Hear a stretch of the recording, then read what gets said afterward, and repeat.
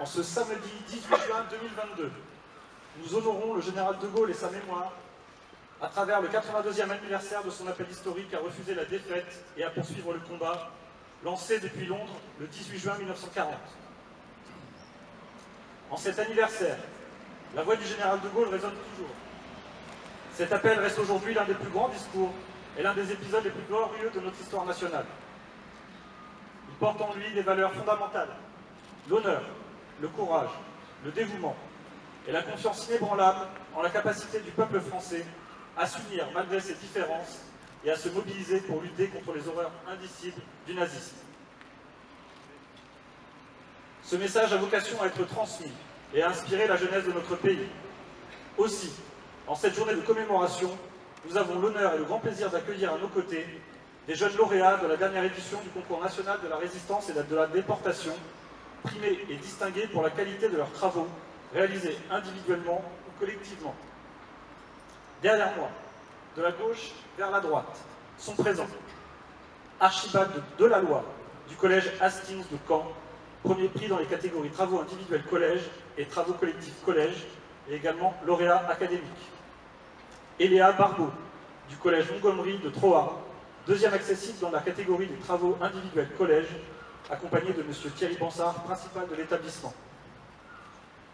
Noah Bérins, Céleste Condette-Renaud et Oscar Tissier du collège Hastings de Caen, premier prix dans la catégorie travaux collectifs collège, accompagnés de leur enseignante Mme Christelle Louaille et de leur principal M. Philippe Toulier-Desgrippes. Marion Matelier du lycée Sainte-Marie de Caen, deuxième prix dans la catégorie travaux individuels lycée, accompagnée de Mme Pierrette Leroux. Deux élèves du lycée Jeanne-Marc de Caen, premier prix dans la catégorie travaux collectifs lycée et lauréat académique, Oriane Brochard et Léna Gailly, accompagnés de leurs enseignantes, Mme Déborah Dubost-Saki et Linda Delosier, et de leur chef d'établissement, M. Étienne Manson. Sont également présents trois lauréats du collège Saint-Joseph de Caen, Antoine, Éléonore et Baptiste, et deux élèves lauréats du collège Pasteur de Caen, Anna et Cyril. Nous avons également le grand plaisir d'accueillir face à vous 155 jeunes volontaires du service national universel, accompagnés de leurs encadrants, actuellement en séjour de cohésion pendant 2 semaines dans le département du Calvados. Enfin, sont présents 32 cadets de la gendarmerie du Calvados et leurs encadrants, également volontaires du service national universel de l'année 2021, qui terminent ce jour leur mission d'intérêt général au sein du groupement de gendarmerie du Calvados. Nous les remercions sincèrement tous de leur présence et leur présentons dès à présent nos plus vives félicitations et remerciements pour leur engagement. Nous pouvons les applaudir.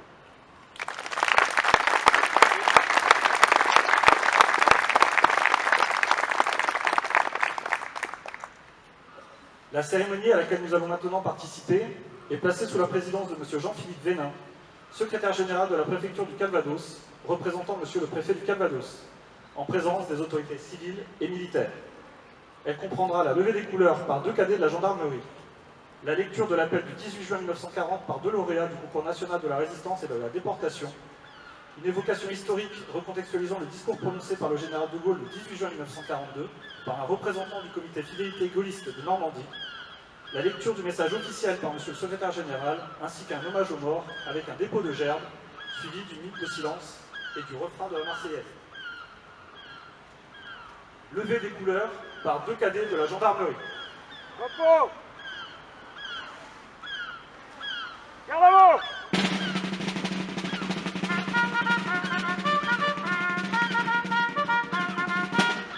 Attention pour les couleurs.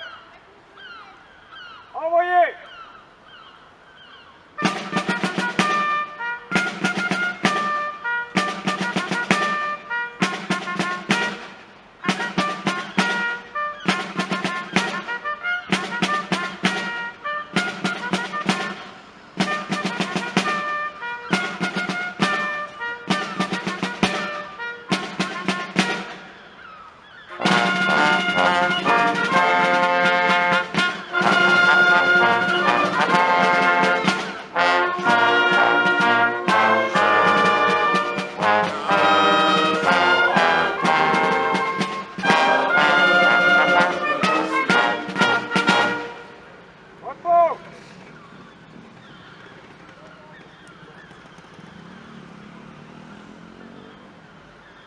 Lecture de l'appel du 18 juin 1940 par Marion Matelier et Archibald Delalloy, lauréat de l'édition 2021-2022 du Concours national de la résistance et de la déportation.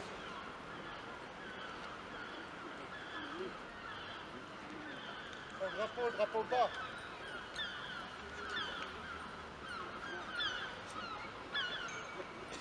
Les chefs qui, depuis de nombreuses années, sont à la tête des armées françaises, ont formé un gouvernement. Ce gouvernement, alléguant la défaite de nos armées, s'est mis en rapport avec l'ennemi pour cesser le combat.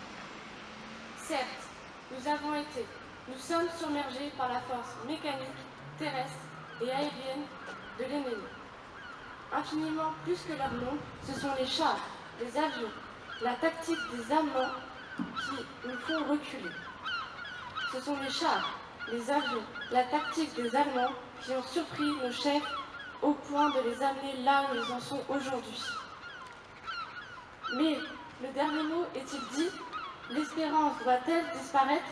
La défaite est-elle définitive? Non. Croyez-moi, moi qui vous parle en connaissance de cause, et vous dis que rien n'est perdu pour la France, les mêmes moyens qui nous ont vaincus peuvent faire venir un jour la victoire. Car la France n'est pas seule. Elle n'est pas seule. Elle n'est pas seule. Elle a un vaste empire derrière elle. Elle peut faire bloc avec l'empire britannique qui tient la mer et continue la lutte. Elle peut, comme l'Angleterre, utiliser sans limite l'immense industrie des États-Unis.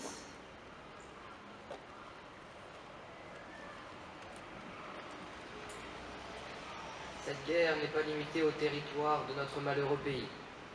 Cette guerre n'est pas tranchée par la bataille de France. Cette guerre est une guerre mondiale.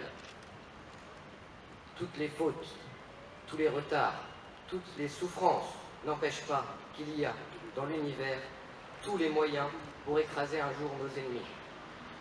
Foudroyés aujourd'hui par la force mécanique, nous pourrons vaincre dans l'avenir par une force mécanique supérieure. Le destin du monde est là. Moi, général de Gaulle, actuellement à Londres, j'invite les officiers et les soldats français qui se trouvent en territoire britannique ou qui viendraient à s'y trouver, avec leurs armes ou sans leurs armes. J'invite les ingénieurs et les ouvriers spécialisés des industries d'armement qui se trouvent en territoire britannique ou qui viendraient à s'y trouver à se remettre en rapport avec moi. Quoi qu'il arrive, la flamme de la résistance française ne doit pas s'éteindre et ne s'éteindra pas. Demain, comme aujourd'hui, je parlerai à la radio de Londres. Général Charles de Gaulle.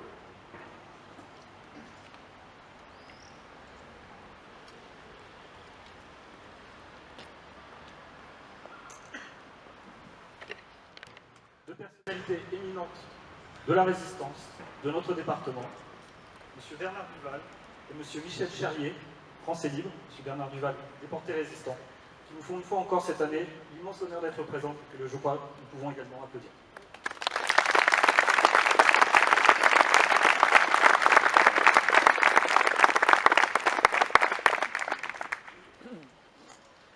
Dès le 18 juin 1941, le général de Gaulle instaure une commémoration de l'appel de 1940 et de la naissance de la France libre. Il choisit avec soin, chaque année, le lieu, l'auditoire et le thème du discours anniversaire. Le 18 juin 1942, il s'exprime ainsi à l'Albert Hall de Londres, devant des Français libres. M. Franck Lecomte, président du comité fidélité gaulliste de Normandie, va maintenant prendre la parole et nous recontextualiser les événements.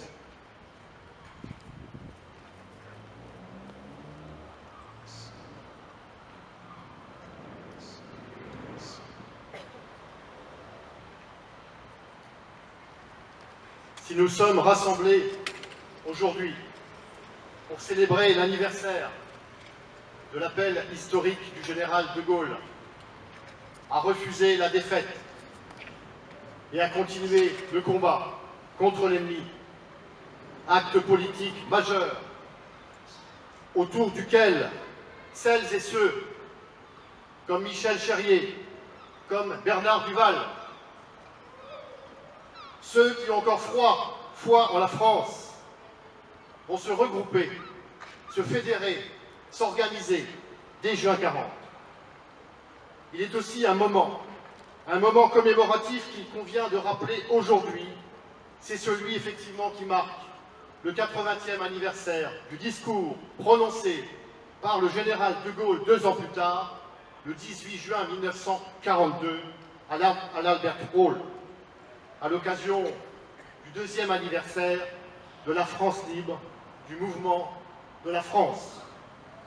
Le 18 juin 1942, 2 longues années se sont écoulées depuis le fameux appel à cette résurrection nationale. En juin 1942, Charles de Gaulle n'est plus Charles le Seul.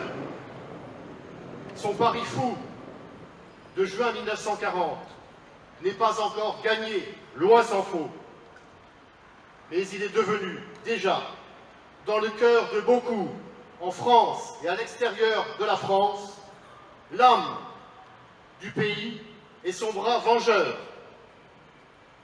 Au niveau général, les Américains ont repris l'avantage dans le Pacifique à la suite de leur victoire à Midway.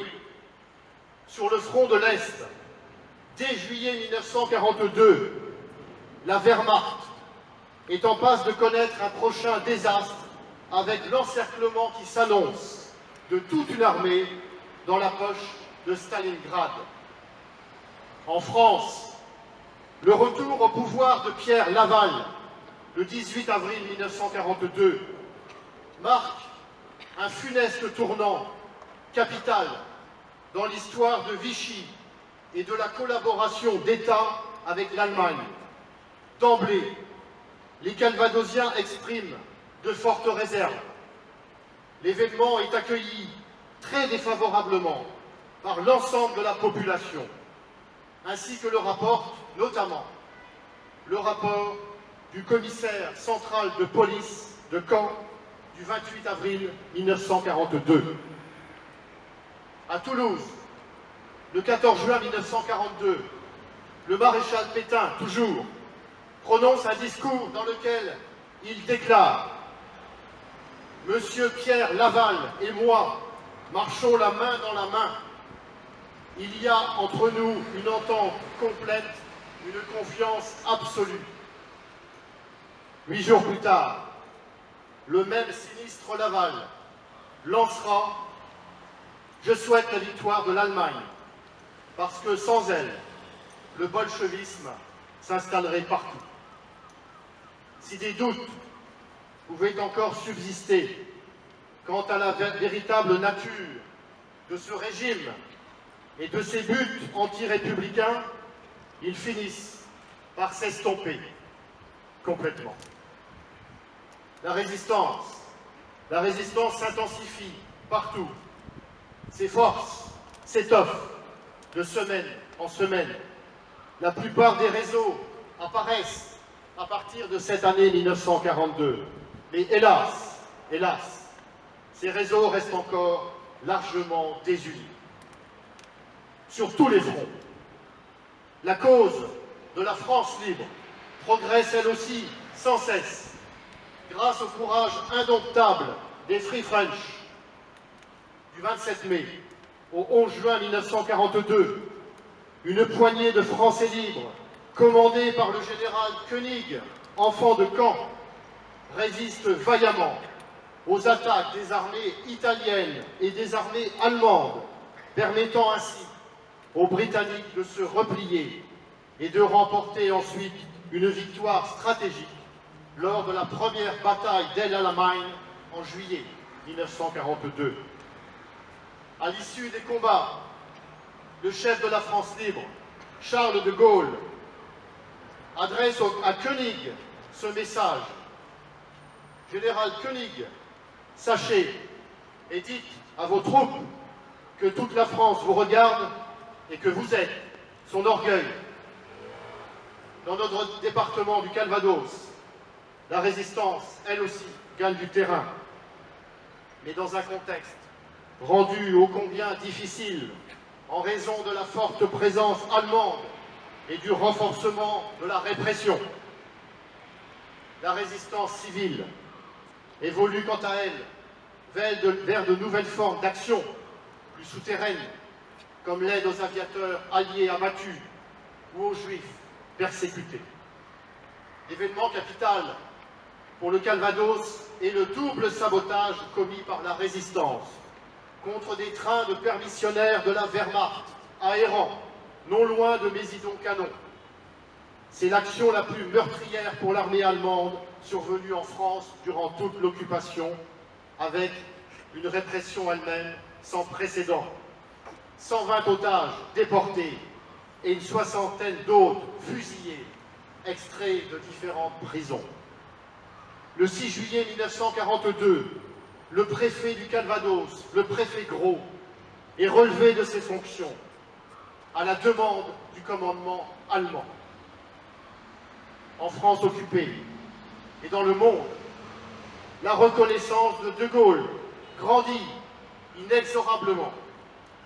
Le 18 juin 1942, le général, qui n'a connu aucun répit depuis 2 ans, est toujours aussi combatif, de plus en plus confiant quant au salut de la France et à l'honneur du peuple français. Il va de nouveau s'adresser à ses chers compagnons de la France libre.